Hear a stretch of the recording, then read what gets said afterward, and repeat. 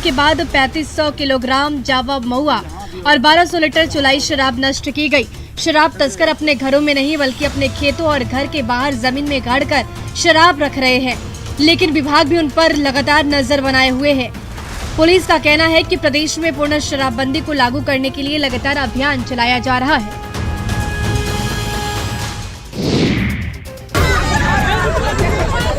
नवादा के तिलैया स्टेशन पर ट्रेन में मारपीट का एक वीडियो सामने आया है। ट्रेन में सीट को लेकर विवाद शुरू हुआ और कुछ युवक एक परिवार की जमकर पिटाई करने लगे। मारपीट के दौरान बोगी में मौजूद कुछ लोगों ने जब इसका विरोध किया तो युवकों ने गाली गलौज शुरू कर दी और महिलाओं के साथ भी मारपीट की।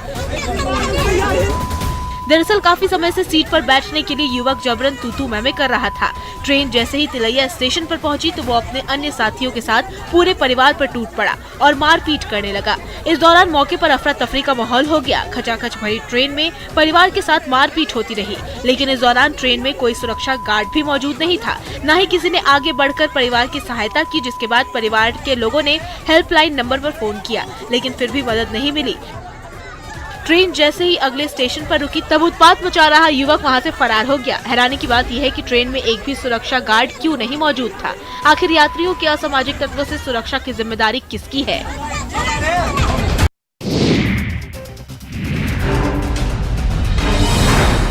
कटिहार के फलका थाना के रंगकोल में हुए गैंगवार में कुख्यात प्रीतम यादव की हत्या कर दी गई। वहीं प्रीतम के साथी मुन्ना यादव को पीट कर अधमरा कर दिया गया। मुन्ना को मृत समझकर अपराधी दोनों के शवों को छुपाने के लिए पूर्णिया के रुपौली थाने के बसंतपुर बहियार में फेंक दिए। इस दौरान लोगों ने खदेड़कर एक अपराधी विपिन सिंह को पकड़ लिया, जबकि 3 अन्य अपराधी फायरिंग करते हुए भागने में सफल रहे। ऑटो पर गंभीर हालत में लोगों ने मुन्ना यादव को बरामद किया, जिसे इलाज के लिए अस्पताल भेज दिया गया। अपराधी विपिन सिंह को गिरफ्तार करके उससे पूछताछ की जा रही है। वही मामले में रुपौली थाना प्रभारी महादेव कामत ने कहा कि स्थानीय लोगों की सूचना पर वे लोग घटनास्थल पर पहुंचे तो देखा कि कुछ अपराधी ने प्रीतम यादव की हत्या कर उसके शव को रुपौली के बसंतपुर बहियार में फेंक दिया था, जिसके बाद अपराधी विपिन सिंह को गिरफ्तार कर उससे पूछताछ की जा रही है और जल्द ही पूरे मामले का खुलासा कर दिया जाएगा।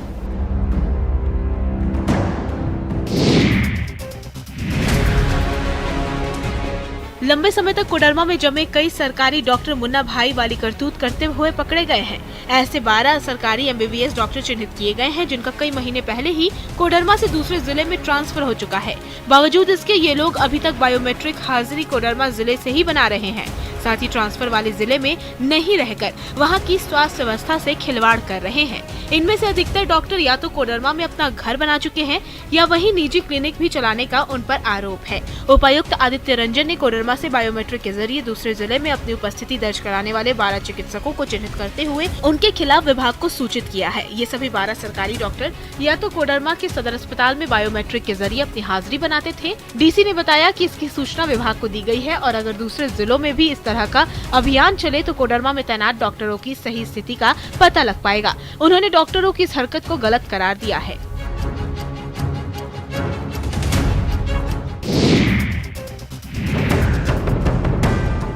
मधुबनी के RSOP थाना क्षेत्र में शिक्षक के घर हुई डकैती कांड को मधुबनी पुलिस ने सुलझा लेने का दावा किया है।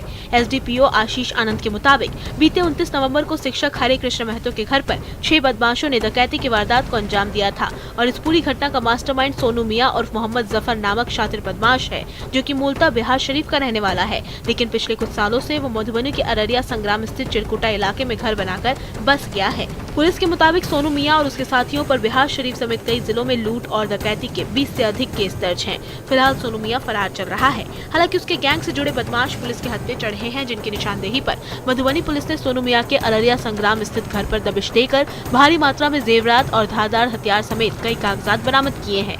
पुलिस की जाँच में ये भी पता चला है कि सोनू मियां और जफर खान अलग अलग जिलों में अब तक 5 शादियां भी कर चुका है। बहरहाल पुलिस की तहकीकात जारी है।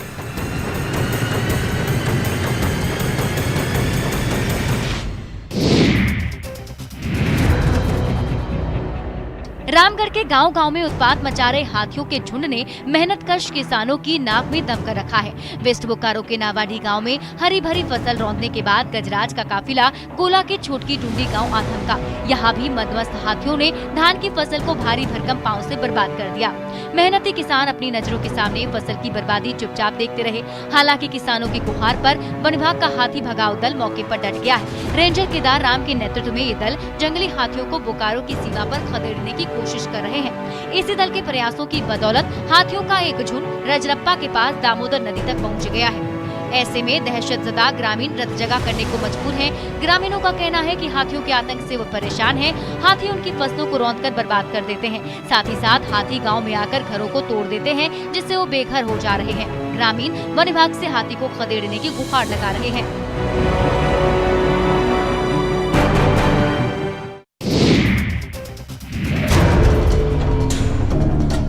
गुमला में एक बार फिर अवैध ईंट भट्टों पर बुलडोजर चलाकर ध्वस्त करने की मुहिम शुरू कर दी गई है।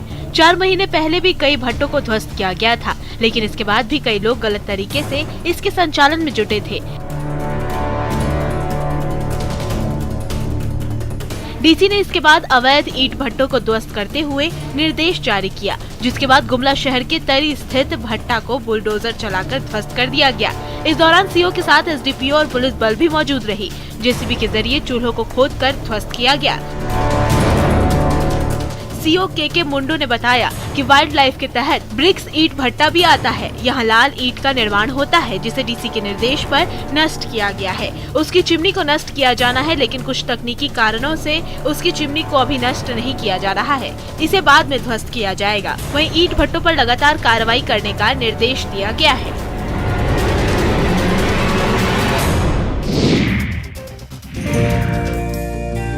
स्वास्थ्य विभाग द्वारा अब मुंगेर में ही कैंसर पीड़ित मरीजों की स्क्रीनिंग की शुरुआत की जा रही है। स्क्रीनिंग के दौरान कैंसर के संदिग्ध केस की पहचान होगी। कैंसर की पहचान के बाद पुष्टि के लिए मरीज को मुजफ्फरपुर भेजा जाएगा। इसके लिए टाटा मेमोरियल सेंटर की इकाई होमी भाभा कैंसर अस्पताल एवं अनुसंधान केंद्र मुजफ्फरपुर की ओर से कैंसर रोग विशेषज्ञ डॉक्टर सुमन सौरभ को मुंगेर में पदस्थापित किया गया है।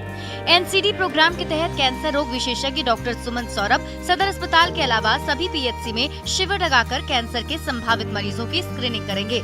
सीएस ने बताया कि मुंगेर में एफएनएससी जांच के लिए विभागीय स्तर पर लगातार प्रयास किया जा रहा है। डॉक्टर के साथ 3 लोगों की टीम जांच करेगी। उन्होंने बताया कि अब तक एनपीसीडीसीएस प्रोग्राम के तहत सभी स्वास्थ्य केंद्रों में पॉपुलेशन बेस्ड मास स्क्रीनिंग के तहत एएनएम द्वारा कैंसर के संभावित मरीजों के अलावा अन्य रोगियों की स्क्रीनिंग की जा रही थी।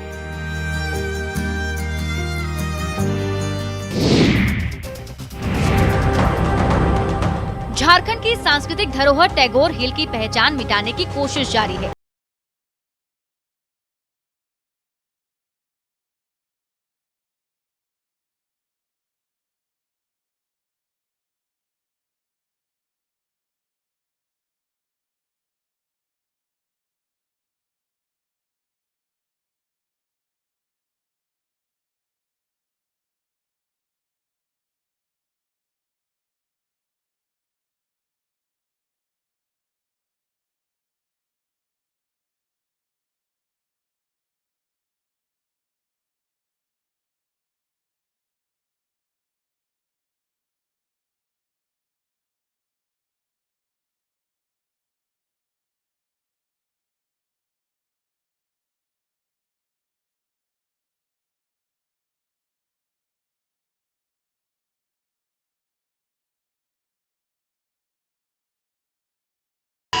उड़ान पंखों से नहीं हौसले से होती है, ये बात आपने भी सुनी होगी, लेकिन 13 साल की दीक्षिता इसे साबित कर रही है। दीक्षिता न सुन सकती है न बोल सकती है, इसका एक पैर भी नहीं है, लेकिन हौसला बेमिसाल है, हुनर कमाल है। ये शानदार डांस परफॉर्मेंस देखिए। दर्शकों का मन मोहने के लिए दीक्षिता का एक पैर ही काफी है। दीक्षिता ने हाल ही में मंदसौर में आयोजित मेले में जब नृत्य की प्रस्तुति दी तो देखने वाले देखते रह गए। मध्य प्रदेश के रतलाम में अपने मामा के घर रहकर पढ़ाई कर रही दीक्षिता मंदसौर की रहने वाली है। इसके पिता किसान है और मंदसौर जिले में मूक बधिर स्कूल नहीं होने की वजह से ये रतलाम के मूक बधिर स्कूल में रहकर पढ़ाई कर रही है और अपनी प्रतिभा को निखार रही है। इसकी प्रतिभा से परिजन और शिक्षक बेहद उत्साहित हैं और इसका हौसला बढ़ा रहे हैं। दीक्षिता दीक्षिता मिसाल है उन लोगों के लिए जो छोटी छोटी मुश्किलें आने पर हताश हो जाते हैं। अपने हौसले से दीक्षिता ने जीवन की पहाड़ जैसी मुसीबतों को भी बौना साबित कर दिया है।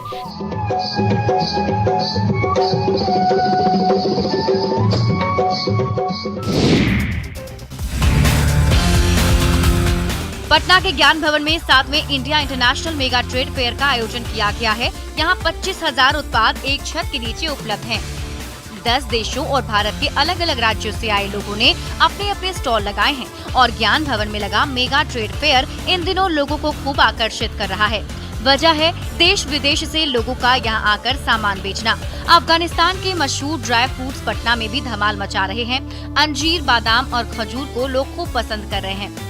खाने का सामान तो आपने देख लिया, अब आपको लिए चलते हैं फूलों के स्टॉल पर। महाराष्ट्र के पुणे से आए ये सुंदर सुंदर फूल आपके घरों की सुंदरता में 4 चांद लगा देंगे। कहीं मेला लगा हो और लड़कियों के सजने संवरने का सामान न मिले, ऐसा तो हो ही नहीं सकता। देखिए, दिल्ली के झुमके लड़कियों को खूब भा रहे हैं। दिल्ली के स्टॉल में एक से बढ़कर एक डिजाइन के झुमके मौजूद हैं, जहां लड़कियां जमकर खरीदारी कर रही हैं।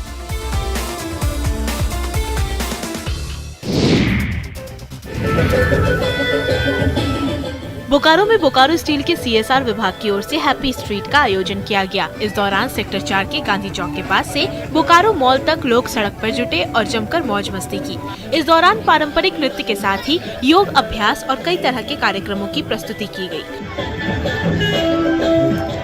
बोकारो के लोगों के लिए स्वस्थ रहने और अपनी कला की प्रस्तुति करने का ये एक बेहतर माध्यम नजर आया। इस दौरान बोकारो वासियों को स्वस्थ और तंदुरुस्त रहने का भी संदेश दिया गया। दरअसल बोकारो के लोगों के लिए स्वस्थ रहने और अपनी कला की प्रस्तुति करने का एक बेहतर माध्यम बनकर सामने आया है।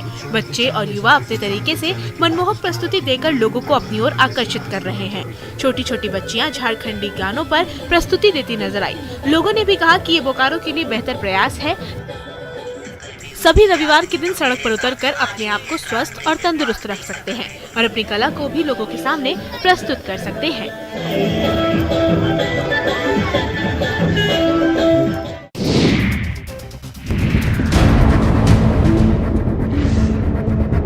कटिहार से स्वास्थ्य व्यवस्था की बदहाली की एक और तस्वीर सामने आई है, जिसे देखकर आप भी सोचने पर मजबूर हो जाएंगे कि क्या इन स्वास्थ्य कर्मियों के अंदर मानवता मर चुकी है। पीड़िता दर्द से कराह रही है, लेकिन उसका इलाज तब तक नहीं होगा जब तक स्वास्थ्य कर्मी को नजराना नहीं मिलेगा। न्यूज़ 18 के कैमरे में कैद हुई कटिहार स्वास्थ्य विभाग के प्रसव गृह की वसूली दीदी की तस्वीरें फिलहाल इस बात को साबित करने के लिए काफी हैं कि अब भी लोगों को सेवा के साथ सुविधा पहुंचाने का दावा करने वाले स्वास्थ्य विभाग में किस तरह से भ्रष्टाचार का बोलबाला है। दरअसल आजमनगर प्रखंड के मुलाईवाड़ी गांव में मुफ्त इलाज के नाम पर अवैध वसूली हो रही है। स्वास्थ्य विभाग के प्रसव गृह की एक वसूली दीदी जरीना खातून की रुपए लेन देन करती तस्वीरें कैमरे में कैद हुई है। अब वीडियो एविडेंस के आधार पर सिविल सर्जन ने जांच कमेटी बनाकर 3 दिनों के अंदर दोषी स्वास्थ्य कर्मियों पर कार्रवाई का भरोसा दिया है।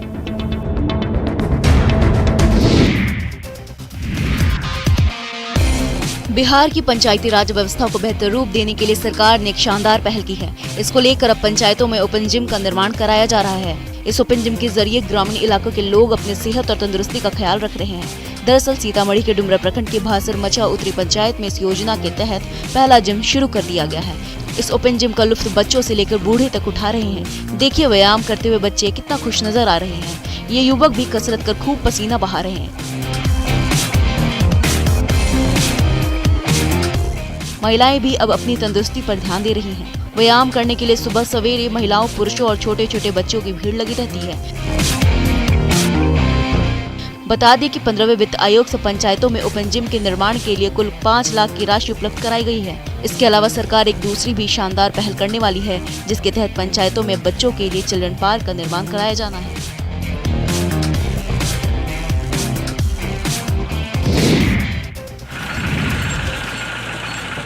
शेखपुरा के टाल क्षेत्र के मशहूर बासमती चूड़ा का स्वाद इस बार लोगों को नहीं मिल सकेगा। घाट कुसुम्बा प्रखंड क्षेत्र में धान की पैदावार काफी हुई है, लेकिन किसानों ने इस बार बासमती धान नहीं उपजाए। किसानों का कहना है कि इस साल बासमती धान के बीज की कीमत ज्यादा रहने के कारण उन्होंने इसकी खेती नहीं की और इस बार टाल क्षेत्र के खेतों में बासमती धान अपनी खुशबू नहीं बिखेर सका। हालांकि अन्य किस्म के धान का चूड़ा यहाँ बड़ी आसानी से मिल जाएगा। दरअसल शेखपुरा का चूड़ा जिले ही नहीं पूरे प्रदेश में काफी प्रसिद्ध है। दूर दूर से चूड़ा लेने यहाँ लोग आते हैं। वहीं चूड़ा मिल में सुबह से ही लोग चूड़ा कटाने के लिए लंबी कतार में लग जाते हैं। धान की बोरियों को लाइन में लगा दी गई है और किसान अपनी बारी आने का इंतजार कर रहे हैं। वहीं किसानों ने कहा कि बासमती धान नहीं हुआ, लेकिन जो भी धान हुआ है उसका ही चूड़ा कुटा रहे हैं और जल्द ही ये बाजारों में उपलब्ध हो सकेगा।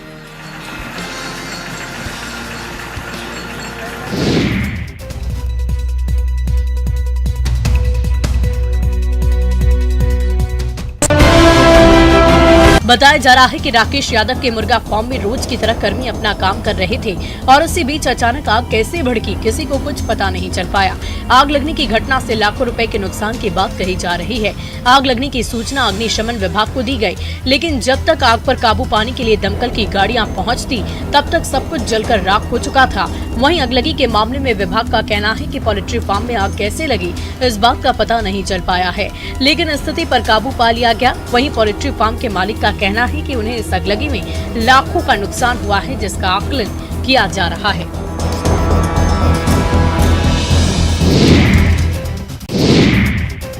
देवघर से ऑर्केस्ट्रा का वीडियो सामने आया है, जहां सरेआम डांसर के ठुमकों पर युवक हथियार लहराते फायरिंग करते नजर आए। दरअसल जसीडीह थाना क्षेत्र के गिधनी में ऑर्केस्ट्रा में खुलेआम हथियार लहराए गए। ऑर्केस्ट्रा में डांसर के साथ हथियार लहराने का वीडियो सोशल मीडिया पर जमकर वायरल हो रहा है। बताया जा रहा है कि इसमें गिधनी पंचायत के मुखिया पति पप्पू मेहता और पप्पू चौधरी ताबड़तोड़ फायरिंग करता हुआ दिखाई दे रहा है। मंच पर बार डांसर के साथ डांस करते हुए मुखिया पति पप्पू कई राउंड फायरिंग करता है। गिधनी पंचायत भवन के पास सांस्कृतिक कार्यक्रम का आयोजन किया गया था। इसमें बार डांसर को भी बुलाया गया था। तस्वीरों में आप देख सकते हैं कि स्टेज पर नचनिया का डांस चल रहा है और उसके साथ एक युवक भी ठुमके लगा रहा है। उसके बाद स्टेज पर कुछ युवक चढ़ जाते हैं और जीन्स और शर्ट पहने मुखिया पति पप्पू मेहता अपनी पिस्टल निकालकर फायरिंग करता हुआ भी दिखाई देता है। इसका वीडियो सोशल मीडिया पर तेजी से वायरल हो रहा है। हजारीबाग के महुदी के पास सड़क हादसे में एक महिला की दर्दनाक मौत हो गई। चौपारण जीटी रोड की ये घटना है। सड़क पार करने के दौरान तेज रफ्तार ट्रेलर ने उसे अपनी चपेट में ले लिया था, जिससे मौके पर ही उसकी मौत हो गई। शौक के साथ लोगों ने महुदी के पास जीटी रोड को जाम कर दिया, जिससे सड़क पर कई किलोमीटर लंबी गाड़ियों की कतार लग गई, जिससे दोनों ओर कई किलोमीटर वाहनों की लंबी कतार लगी रही, जिससे राहगीरों को काफी परेशानी का सामना करना पड़ा। वहीं इस घटना को लेकर स्थानीय पुलिस प्रशासन घटना स्थल पर पहुंचकर मामले को शांत करवाने में लगी रही।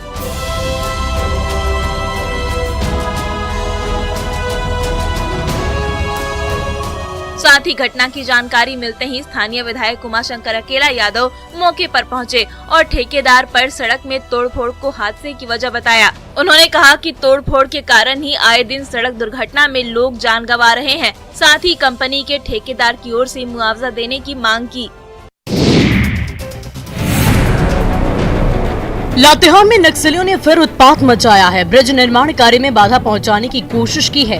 दरअसल लेवी नहीं देने पर नक्सलियों ने तीसरी ट्रैक के रेलवे ब्रिज निर्माण कार्य में जमकर तांडव मचाया। भाकपा माओवादी के उग्रवादियों ने रेलवे ब्रिज साइड के पास मशीनों को आग के हवाले कर दिया।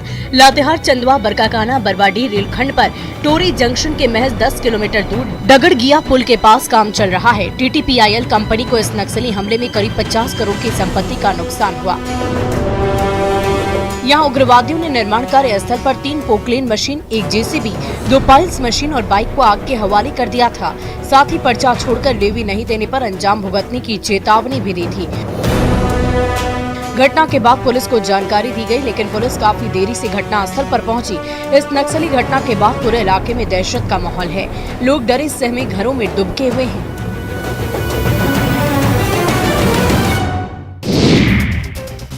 वैशाली में चोरों का आतंक दिनों दिन बढ़ता जा रहा है। आलम यह है कि लालगंज बाजार में चोरों ने एक ही रात में 2 दुकानों में सेंधमारी कर लाखों के सामान पर हाथ साफ कर लिया। लालगंज बाजार में 2 दुकानों में सेंधमारी से हड़कंप मच गया है। बताया जा रहा है कि लालगंज नगर थाना क्षेत्र के शुक्ला मार्केट के पास 2 दुकानों में अज्ञात चोरों ने चोरी कर ली और लाखों की संपत्ति उड़ा ले गए। चोरों ने दुकान की पीछे की एक दीवार में छेद बनाया और वहीं से दुकान में घुसकर चोरी की घटना को अंजाम दिया। पीड़ित का कहना है कि चोरों ने सोने चांदी के जेवर समेत कई